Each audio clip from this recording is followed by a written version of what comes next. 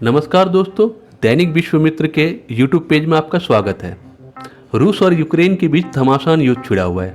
ऐसे में हर देश अपने अपने नागरिकों को सुरक्षित वापसी के लिए कमर कस चुके हैं। पर क्या इतना आसान होता है युद्ध के बीच अपने नागरिकों को सुरक्षित निकालना?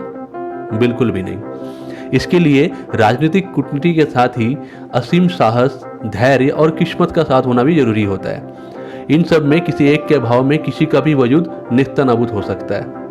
हमारी भारतीय फिल्मों ने समय समय पर कई महत्वपूर्ण मुद्दों पर फिल्म बनाया है। ऐसी एक फिल्म है एयरलिफ्ट, जो कि इराक और कुवैत के युद्ध के समय भारतीयों के वतन वापसी से जुड़ी असल कहानी पर आधारित है। यह फिल्म वर्ष 2016 में आई थी, जिसमें महत्वपूर्ण किरदार अक्षय कुमार ने निभाया था।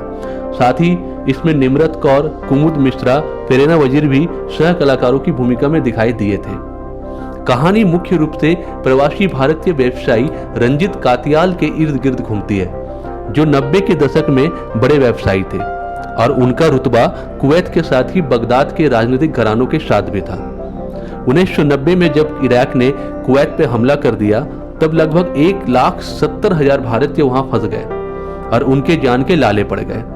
रंजित कातियाल, जिनकी भारत वापसी में कोई दिलचस्पी नहीं थी, लेकिन कुवैती सेना द्वारा उनके भारतीय ड्राइवर की हत्या होने के बाद उनकी मानसिकता बदल जाती है। रंजित कातियाल को जब पता चलता है कि लाखों की संख्या में भारतीय वहां मौजूद है, तो उनकी संवेदना जाग उठती है और वे अकेले कुवैत छोड़ने के बजाय सभी भारतीयों को वहां से निकालने की ठान लेते हैं। इस कोशिश में वे भारतीय विदेश मंत्रालय को संपर्क करते हैं और मौजूदा दयनीय हालत के बारे में बताते हुए मदद की गुहार करते हैं। लेकिन सब कुछ इतनी आसानी से नहीं हो पाता, क्योंकि सभी भारतीय कुवैत में थे और कुवैत का एयर स्पेस पूरी तरह से नष्ट हो चुका था। साथ ही सभी भारतीय अलग अलग जगहों पे थे।